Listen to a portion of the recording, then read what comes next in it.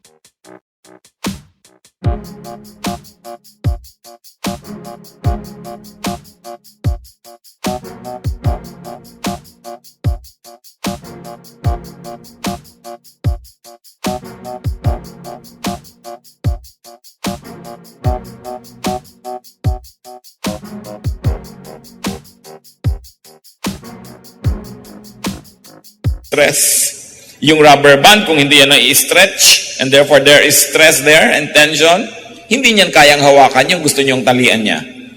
So, tension and stress stabilize, they challenge and develop many forms of strengths.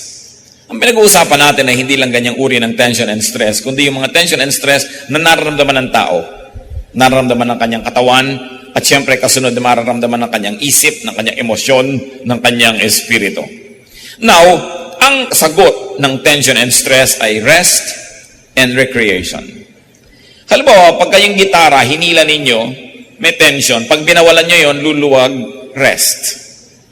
Laging merong ganun ang buhay. Ang mga bato, pagka mainit ang panahon at lumalamig ang panahon, pagka gabi at araw, lumalaki, lumiliit yan. Kaya yung paa natin, hindi pareho ng size yan sa umaga at hindi yung size sa tanghali at sa gabi. Dahil lumalaki, lumiliit, nagkakaroon ng tension and stress. Now, what about rest and recreation, especially rest? Rest is defined as freedom from activity or labor. Very physical rest. A state of motionlessness or inactivity when you look at rest from the point of view of physics. Rest can also be tinatawag nating pahinga. No? Yung pahinga ng tao, yung pahinga ng hayop, yung pahinga ng mga napapagod. What about recreation? It means to create again, to restore, to refresh something that got tired. Someone who was stressed and who was subject to a lot of tension. What are the forms of rest? Common forms of rest: stoppage and blocking of the source of tension and stress. So, nagbubuhat ka halimbawa ng mabigat na bakal sa gym, that is the tension and stress. Pag binitawan mo yun, that's your rest.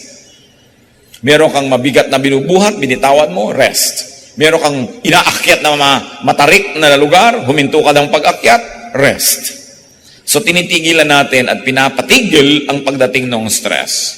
And what are the uses of rest? To limit tension to capacity.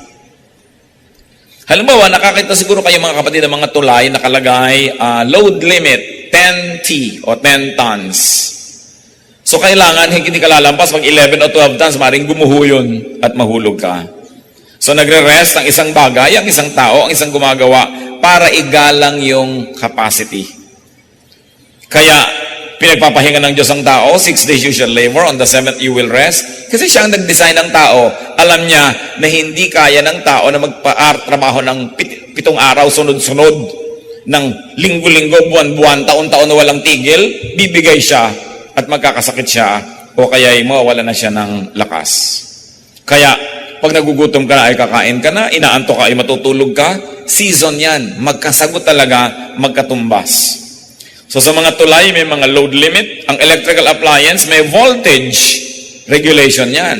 Pagka 110 yan, hindi pwede isaksak sa 220, sasabog, mag-aapoy, masisira. Pati mga ilaw, kung 10 volts yan, hindi mo pwedeng lagyan ng sobrang daming kuryente dahil baka siya ay sumabog. Medicine, you have to take it in the right dosage. Because taken beyond the required dosage, it will become poisonous. At pati ang exercise, hindi ka basta nag-exercise, tinitingnan ang iyong edad, ang iyong body weight, ang kondisyon ng iyong puso, body situation, blood pressure, sapagkat dapat igalang yung limits. That is the use of rest. Igalang ang limit, ang kakayahan, ang hangganan na kayang dalin. Kaya nakikita niyo po yung mga nababaliw. Pag sobra na ang sunod-sunod na dagok ng tadhana sa kanila, sunod-sunod na mga kalungkutan, kabiguan at walang pahinga, bigla na lang nagkakakanta at nagsasasayaw, nakakalimot sa sarili. That is the coping mechanism of the human body para hindi siya tuluyang sumabog at mawasak. Siya'y nababaliw. Para hindi na niya ngayon indahin ang mga dapat ay iniinda ng mga taong hindi baliw. Kaya yung pagkabaliw ay isa ring blessing. Kung sakaling ang buhay mo'y sobra na at mamamatay ka na sa dami ng lungkot, nababaliw ka ngayon. Kaya nakaka-recover din ang mga nagkakaganito. Kung nagkakaroon sila ng enough rest, enough relaxation. Anong problema noon? Naging sobra ang stress. Naging sobra ang tension. Nakita niyo po pagka kayo pagod na pagod at tapos merong maliit lang na bagay na nanggugulo sa inyo, nag o kaya sisi ng sisi o tanong ng tanong, naaaway nyo na samantalang kung yun ay ginawa sa isang panahon kayo nakapahinga, hindi naman nyo mamasamain, kakayanin nyo yun. Kaya ginagalang natin yung kalagayan ng tao. Sabi mo, para tinatanong lang kita kung anong ginawa mo maghapon, nagagalit ka na. Hindi naman yung tanong kundi kailan itinanong, paano itinanong, anong kondisyon nung tinatanong. So, rest to replenish strength, to replenish capacity. Pero meron pong mas malalim na gamit ang pahinga. At pinag-uusapan na natin ngayon, pahinga ng tao. Pahinga ng kanyang katawan, pahinga ng kanyang isip, pahinga ng kanyang buong pagkatao. The deeper use of rest is to review and reflect on the relationship between tension and capacity in choices to make. In other words, pagka po tayo nagpapahinga, hindi lang tayo dapat nagpapatanggal ng pagod at nag-iipon uli ng lakas. Tapos, papasok na naman tayo dun sa dating giyera ng buhay natin, sa dati nating ginagawa. Tuwing nagpapahinga tayo, iniisip natin, ano ba ang pumagod sa akin? Bakit ako napagod? Paano ako napagod? At paano ko iiwasan na mapagod muli ng ganito? In other words, you come out of every rest period wiser. Hindi yung lumakas ka lang, lundag ka na naman, pasok ka na naman dun sa gulo na pinagpahingahan mo lang pala, tapos babalikan mo lang ng ganon na ganon. Rest in order to recreate. Kaya, rest and recreation yan. Nabubuo muli sa atin yung mga nasira at binibigyan natin ng mga bagong kahulugan, mga bagong hugis, bagong anyo, bagong tunog ang ating buhay. So that you come out of your rest period a better person, a wiser person, that you will not get into the same battles again, but now you will know how to choose your battles. Kaya yung pong nagpapahinga, nakipag-away kayo, napagod kayo, nagpahinga kayo, mag-iisip kayong uli, itutuloy ko pa ba itong away na to? Is it worth it? At kung naisip nyo na hindi na dapat, hindi na kayo babalik na sa away kahit lumakas na ang inyong katawan uli. Hindi katulad ng boxing, ping! Away uli kayo, ang pahinga, tapos ping! Away uli kayo kasi hindi mo naman iniisip kung babalikan ko ba yung kaaway ko na to o hindi. In other words, talagang rest lang yon, walang recreation yon. Pero yung napagod ka na sa pakikitungo sa iyong asawa, lumayas ka ngayon na 3 araw, nagpahinga ka ng konti, iniisip mo rin, aawayin ko pa ba siya sa mga dating pinag-aawayan namin? Susukatin ko pa rin ba sa mga dating sukatan? Gagalitin ko pa rin ba ang sarili ko na hindi niya na ilalagay yung medyas sa lalagyan ng marumi? Iniiwan yung mga tuwalya, bimpo, parang sundan mo siya, ang dami niyang kalat. Nakakapagod na to. Hindi ko na nga siya aawayin tungkol doon. Yun ang recreation. You don't only just rest, but you recreate your situation so you come back into your life from which you were resting for a while, a much better person. And what is our very positive view about being tired? Tiredness inevitably leads to rest. Kung pagod na kayo sa inyong ugali ng inyong asawa, ugali nyo, pagod na kayo sa kaaway ninyong magkapatid, pagod na kayo sa pakikipagtunggali ng ganito at ganon, pagod na kayo sa pagtatago-tago ng inyong illegal na negosyo, pagod na kayo sa pagtatago ng inyong immoral na relasyon, magpapahinga ka, pero hindi lang para lumakas ulit, balikan na naman yun ng ganon-ganon din. Repeat lang ang buhay mo, parang carbon copy ng kahapon. You recreate. You say, what is my life all about? Uubusin ko ba talaga ang lakas ko sa ganito? Paulit-ulit, walang asenso. Ang buhay ko paikot-ikot, parang Ferris wheel. Kahit ilang ikot at ikot ang mangyari sa akin, pagbaba ko, nandun pa rin ako. I did not cover new ground. So what is nice about being tired? I wonder what makes you tired now, mga kapatid. Halimbawa, nagiging pagod ba kayo dahil araw-araw nagko-commute kayo mula sa halimbawa ay sa Apalit, Pampanga patungo sa inyong trabaho? So, gumigising kayo ng alas 4 ng umaga, nakakauwi kayo ng alas 12 ng gabi. At araw-araw ginagawa nyo yun, hindi lang kayo natutulog ng konti para gawin nyo, isipin nyo, magbo-boarding house ba ako? Diba? O dito na lang ba ako magtatrabaho sa Apalit? Iniiba mo, hindi ka lang nagpapahinga para pasok ka na naman ng pasok sa gulong pinagpahingahan mo lang sandali. Tiredness leads to rest. Rest leads to strengthening, to reflection, to repositioning, to reassessment of your war and your warfare, and then to think, is it worth it? Rest and recreation, retreats, don't mean rest and recharging to go back to the same battle, to the same stress and tensions. Para yung iba, magre-retreat ako. Bakit? Para lumakas-lakas uli ako dahil pagod na ako dito sa aking asawa. Tapos pagkagaling sa retreat, pagbalik, bangayan na naman sila. Nakapagpahinga na ako. Diba? Ready na naman ako. No? Hindi ganun eh. What is rest and recreation and what is a retreat? It is rest and recharging to change your wars, to change your strategies, to change lives. Dahil pag nagpapahinga ang katawan, kasunod na napapahinga ang emosyon, napapahinga ang isip. Kaya yung pagpapahinga, hindi lang pagpapalakas uli sa ating mga muscles. Pagbubulay-bulay, pagninilay-nilay, pag-iisip-isip, paghuhunos dili, pagbabagong loob.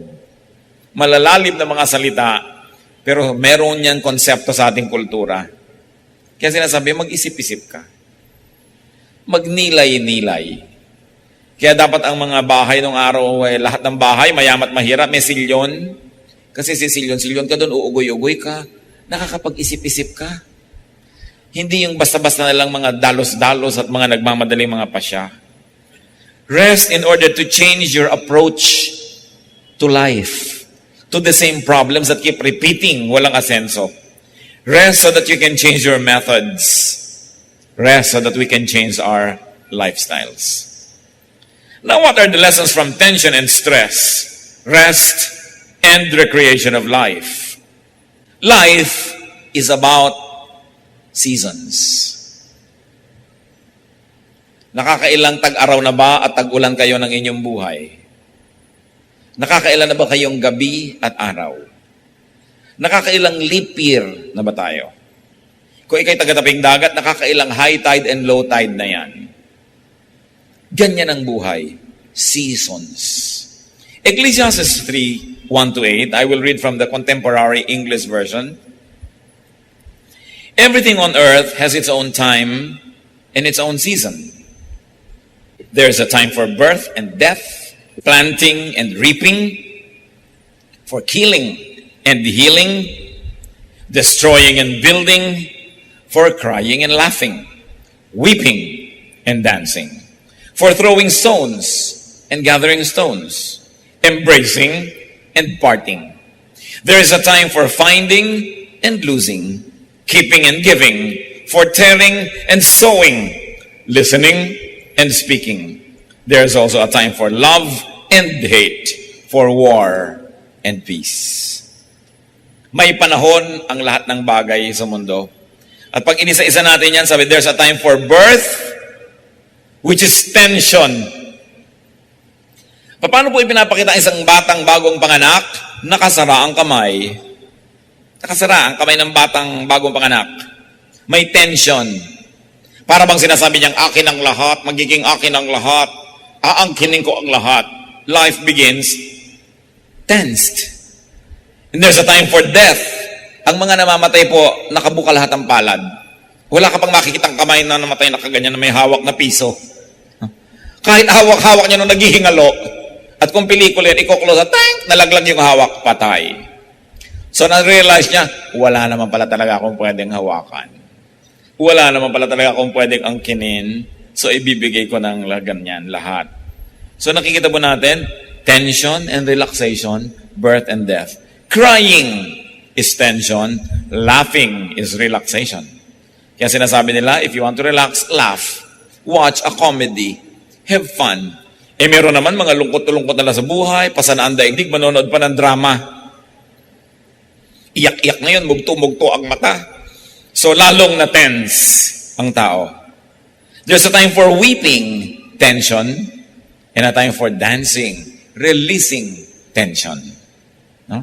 Nakaka-release ka ng mga toxins sa iyong katawan, papawisan ka, so you release tension.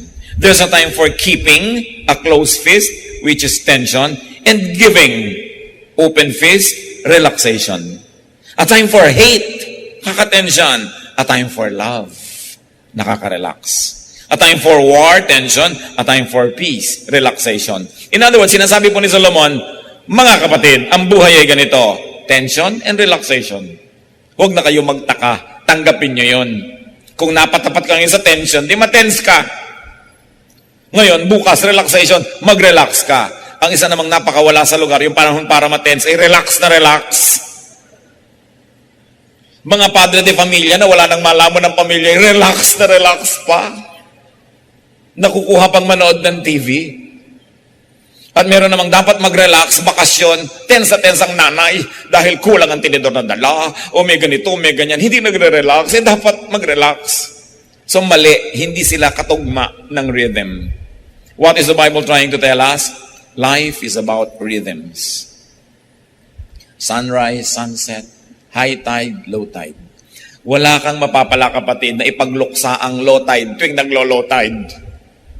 Sa matuwa ka't hindi, maglo-low tide at mag-high tide, lalo kung taga-Malabon ka. So, huwag mo nalang palungkutin ang buhay mo, mag-adjust ka na lang dahil andun eh. So, yun ang sinasabing mag-rest ka and mag-isip-isip, recreate. Bibili ba ako ng bota na hanggang hita? Hanggang leeg? O lilipat na lang ako sa antipolo para hindi ako bahain? Pero hindi yan garantiya. Meron tayong elder na nasa antipolo sa ibabaw ng bundok, lumubog ang bahay sa baha. Ganyan ang buhay ng tao. Maraming hiwaga. But life is about seasons of alternating rhythms and waves of tension and relaxation. Parang gitara na tense, nagre-relax, lumalabas ang musika. Jeremiah 8:7, even the stork in the sky knows her appointed seasons, and the dove, the swift, and the thrush observe the time of their migration. May oras kung kailan ang mga ibon ay lumilipad patungo sa hilaga at mayroong oras para sila lumipad patungo sa kabilang direksyon. Alam nila kung saan sila pupunta. Alam ng mga salmon kung kailan sila babalik sa mga ilog na pinagsilangan sa kanila. Alam nila at sinusundan nila ang panahon. Psalm 104:19-24, the moon marks off the seasons, and the sun knows when to go down. You bring darkness, it becomes night, and all the beasts of the forests prowl. The lions roar for their prey and seek their food from God. The sun rises and they steal away. They return and lie down in their dens. Then man goes out to his work, to his labor, until evening. Ano pong observation dito? Pati daw ang mga buwan ay laging nasa panahon. Alam nila kung kailan sisikat, kailan lulubog. Pati ang mga paputok, alam nila kung kailan sila puputok at hindi. Diba? So nakikita natin na may panahon ang lahat. May schedule yan. Pagka daw gumabi na, ang lahat ng mga mababangis na hayop ay naglalabasan na sa kanilang pinagtataguan upang maghanap ng makakain. So ano dapat ang ginagawa ng tao sa gabi? Nakaligpit sa bahay niya para hindi siya maging pagkain. At kaya maraming nakakain, wala sila sa oras, wala sila sa lugar.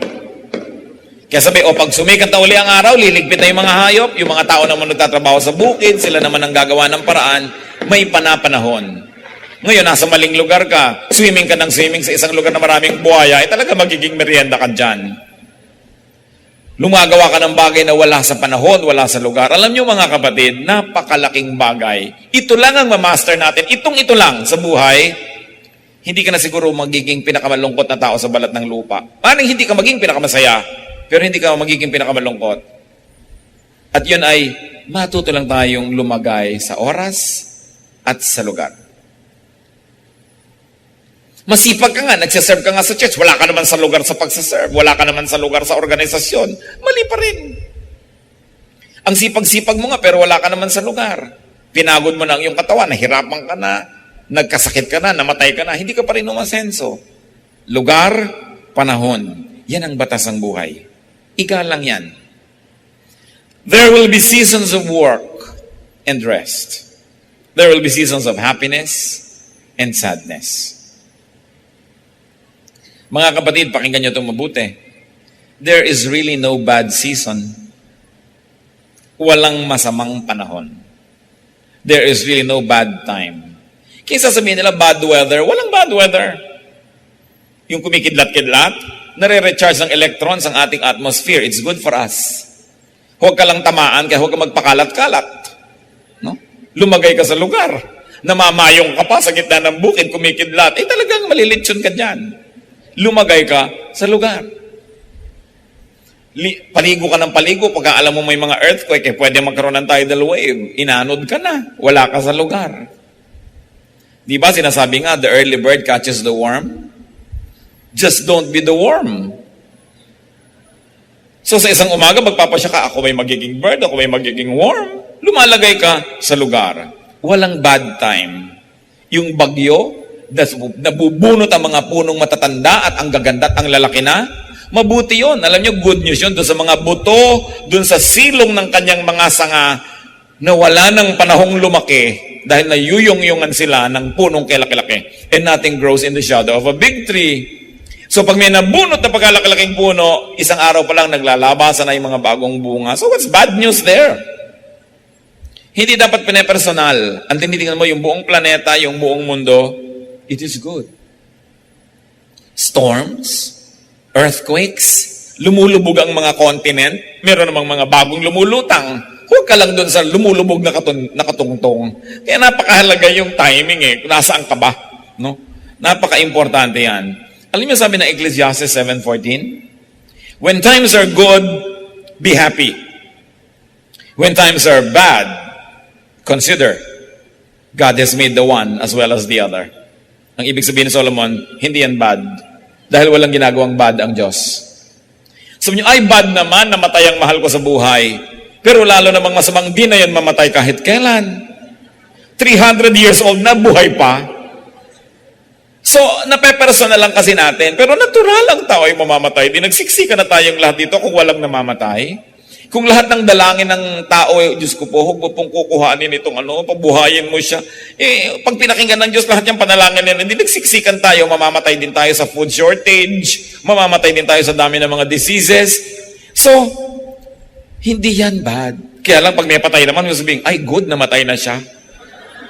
Pero alam niyo, ganyan talaga ang buhay. So, paano natin i-apply yun? Nangyari sa ating buhay, malungkot tayo, pero huwag kayong sobrang malungkot dahil gano'n talaga ang buhay eh. Sabi ng Bible, a time to be born and a time to die. Alam niyo yung good news, if somebody died, ibig sabihin that somebody was born. So yun ang good news, laging may kakambal. Ang dilim may kakambal na liwanag, ang gabi may araw, ang pagkapanganak may kamatayan, kambal-kambal yan. Hindi pwedeng kalahati lang. Anong gusto mo sa yoyo kalahati? Hindi yan iikot. May balance. Huwag nating sobrang pepersonalin ang mga nangyayari. Lalo't yan ay batas ng kalikasan, lalo't yan ay batas ng buhay. So how can you relax in spite of the tension? Just go with the season. Swim with the current. Flow with time. And I don't mean morally, ha? Hindi ibig sabihin sumunod ka sa agos ng immoralidad. Hindi yun ang pinag-uusapan. Yung agos ng panahon. Tag-init ngayon, di mag-enjoy ka ng mga nagagawa kong tag-init. Huwag ka magreklamo ng magreklamong tag-init. Kasi pag taglamig naman, nagre-reklamo ka rin taglamig. Pag nasa Amerika ka, sabi mo, ay naku, mabuti pa sa Pilipinas, ganito, ganon. Pag nasa Pilipinas ka, naku, mabuti pa sa Amerika. Kahit saan ka ilagay, mali. Make every place that you set your foot on home. Kung anong pagkain nakaharap mo, enjoyin mo. Kung sabihin, ay masarap pa yung nilaga namin sa bahay. Wala ka sa bahay mo, ito yung nilaga ng biyanan mo. So, masarapan ka na kasi kakainin mo rin naman eh. Mag-adjust. May mga bagay tayong hindi naman nababago. At hindi naman dapat makipagyera tayo para baguhin pa. Samantalang mas madali kung lululunin mo na lang.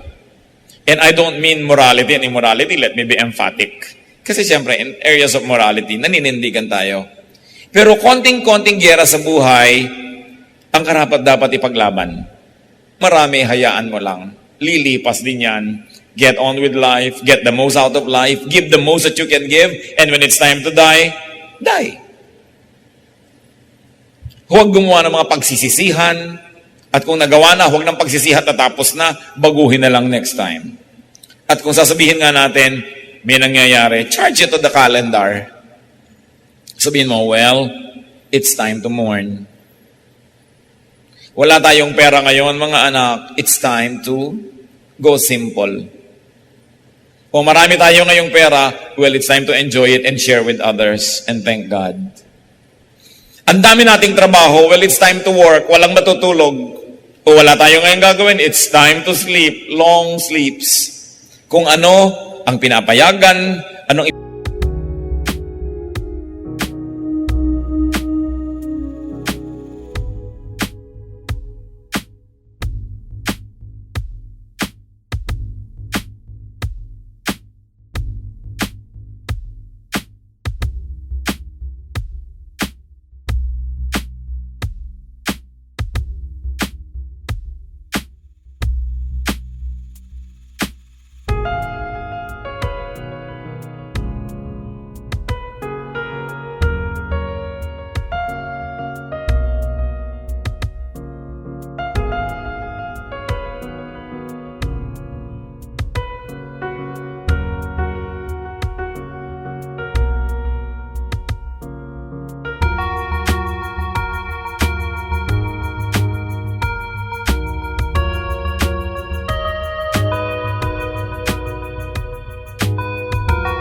pinagagawa ng pagkakataon, huwag nang makipagtunggali dyan.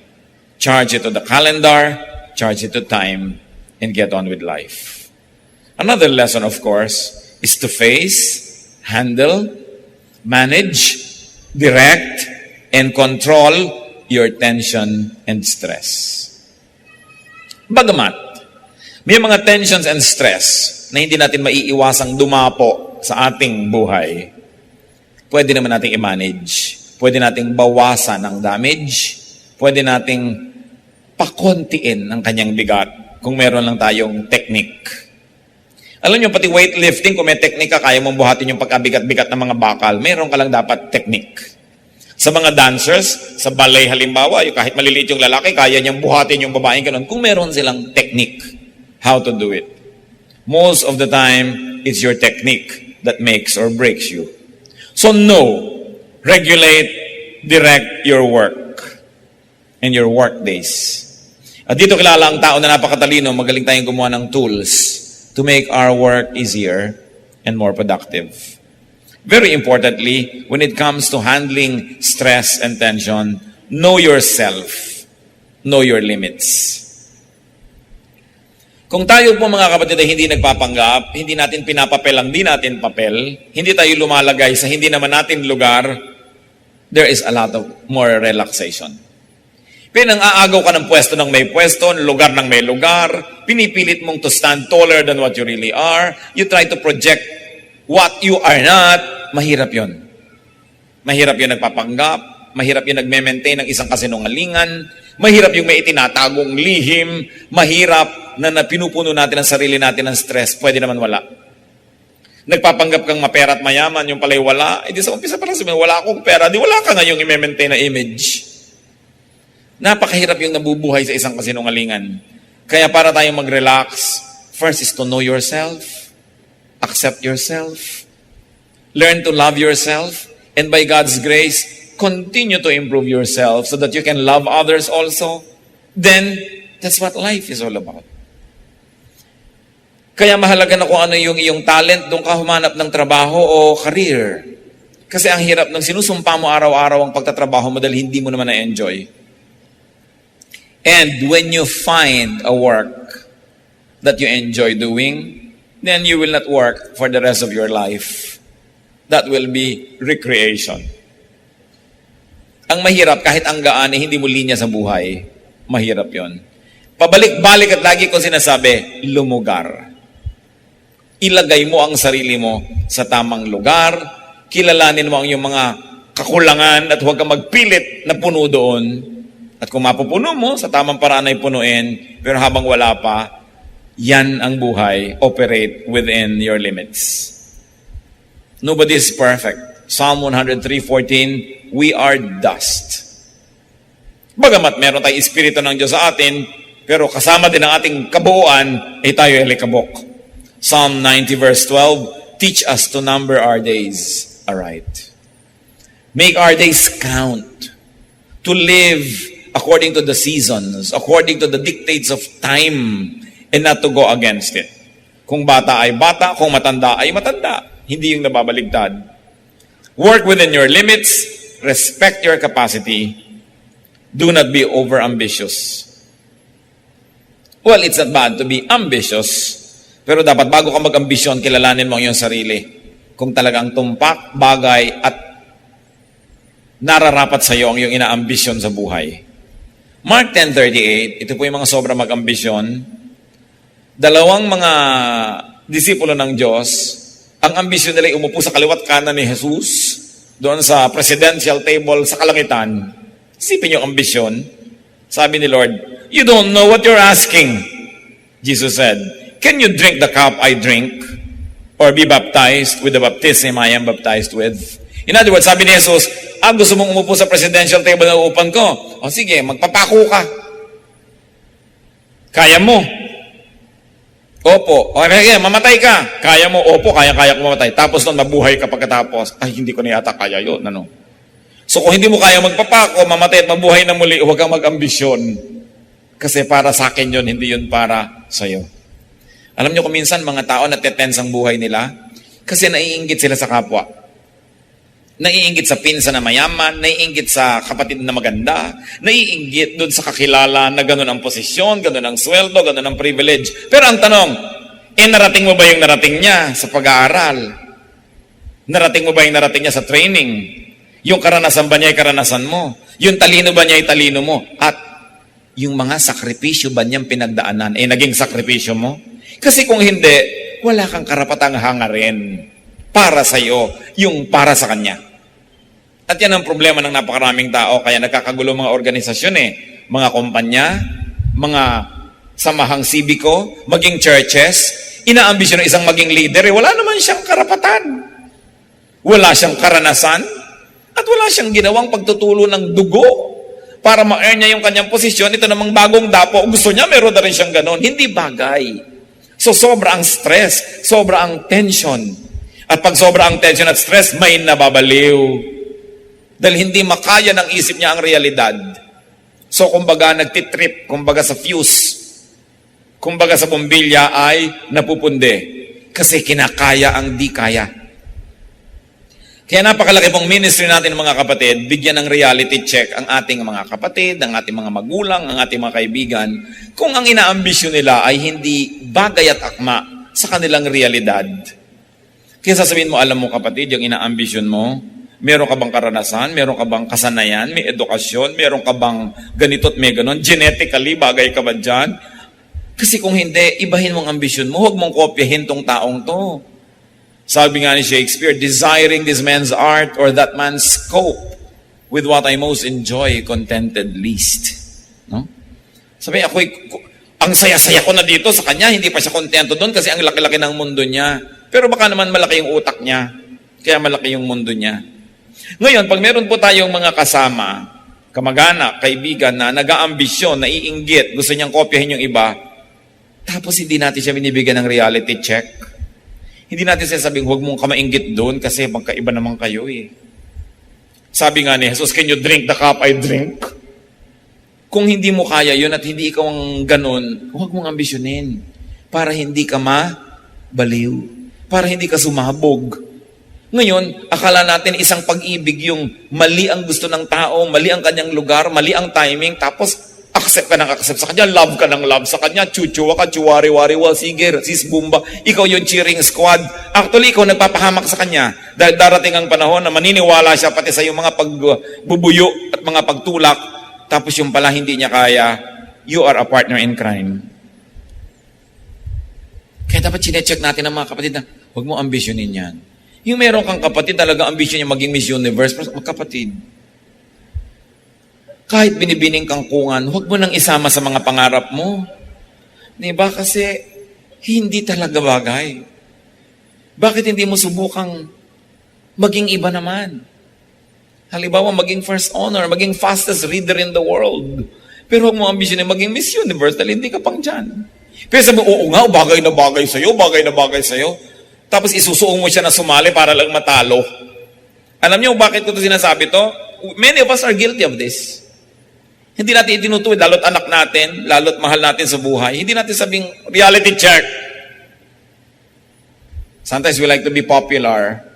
Gusto natin masabing tayo taga-encourage. Pero ine-encourage mo dahil may posibilidad. Hindi yung nakatungtong ka sa isang sinungalingan, hindi naman sustainable. Kaya sabi doon, "Can you drink the cup I drink?" and be baptized with the baptism I am baptized with. Kung hindi ka willing na magpasa ng krus, umakyat sa Golgota, magpapako, mamatay at mabuhay na muli, huwag mong ambisyonin ang karangalan na para kay Jesus. At sa ating mga tao, kung hindi mo kayang gawin ang ginagawa ng iyong kapwa, huwag mong ambisyonin ang kanyang karangalan. Sa kanya yon, hindi yung para sa'yo. Meron kang para sa'yo kung magiging realistic lang ang pagtingin mo sa iyong buhay. Matthew 9:29, Jesus said, according to your faith, will it be done to you. Kung anong kaya mong tanggapin, yon ang ibibigay sa'yo. Malakas ang pananalig mo o matatanggap mo yung hinihingi mo. Maliit ang iyong pananalig, hindi mo yan matatanggap. Kung ano ang iyong kapasidad, yon ang iyong tatanggapin. Hindi natin pwedeng sabihin na ba't siya ang dami-dami niyang tubig, tapos ako isang patak lang. Tansan ka lang kasi, puno ka na sa isang patak. Kaya mo ba magdala ng 5 galon? Hindi. Dahil hindi ka naman balde. So, kilalanin mo yung sarili. Kasi pag nakilala natin ating sarili na maliit tayo sa isang bagay, makikita nating malaki tayo sa ibang bagay. Dapat lang realistic. Luke 14:28-30. Suppose one of you wants to build a tower. Will he not first sit down and estimate the cost to see if he has enough money to complete it? For if he lays the foundation is not able to finish it, everyone who sees it will ridicule him, saying, this fellow began to build and was not able to finish. So hindi ba, bago ka man magpagawa ng anuman, titingnan mo muna kung kaya mong tapusin. Tuusin mo muna kung kaya mo. Ngayon, kung hindi mo kayang tapusin, titigil ka rin lang sa gitna. Huwag mo nang simulan. O kaya ang simulan mo, isang mas maliit na building na kaya mong tapusin. Kasi hindi mo rin lang matatapos, mapapahiya ka lang. Madadagdagan ang iyong tension at ang iyong stress. At mga kapatid, isa sa mga pinakamalalaking nagbibigay ng tension and stress sa buhay, yung kumakagat ng hindi kayang ma-afford. Naguhulog ng hindi kayang hulugan. Nangangako ng hindi kayang tuparin. Standing taller than what they are. So sabi, ayaw mo ng tension and stress, huwag kang umimbento ng problema. Operate within your limits, respect your capacity. And then when it comes to rest, what's important? Have well-timed and well-spaced rest.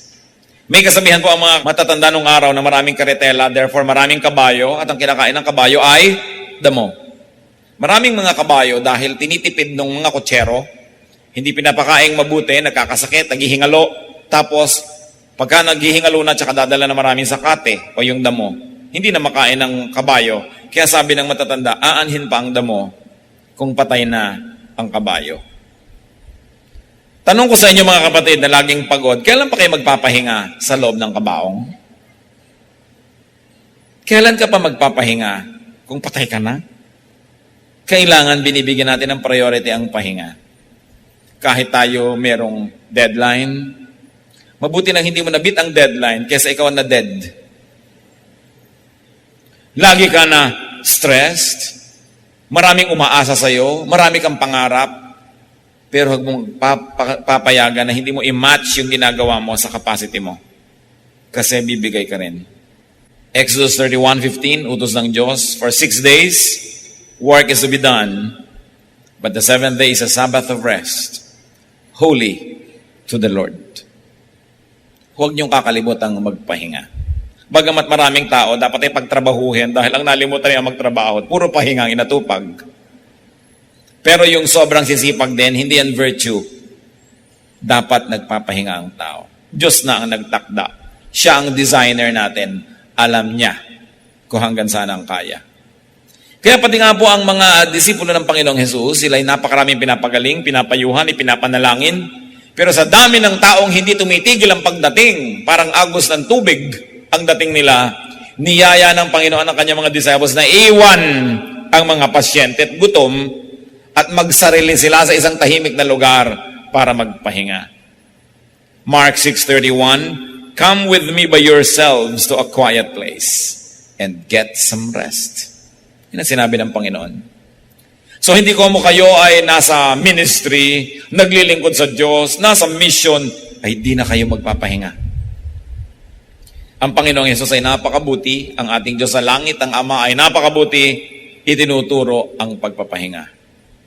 Si Elijah, isang propeta na super prophet, napakarami niyang nagawa dahil binigyan ng Diyos ng kapangyarihan.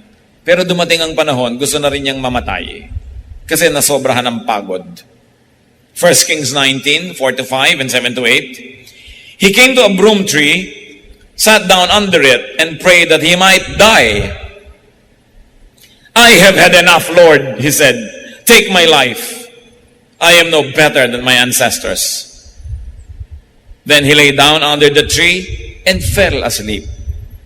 The angel of the Lord came back a second time and touched him and said, Get up and eat, for the journey is too much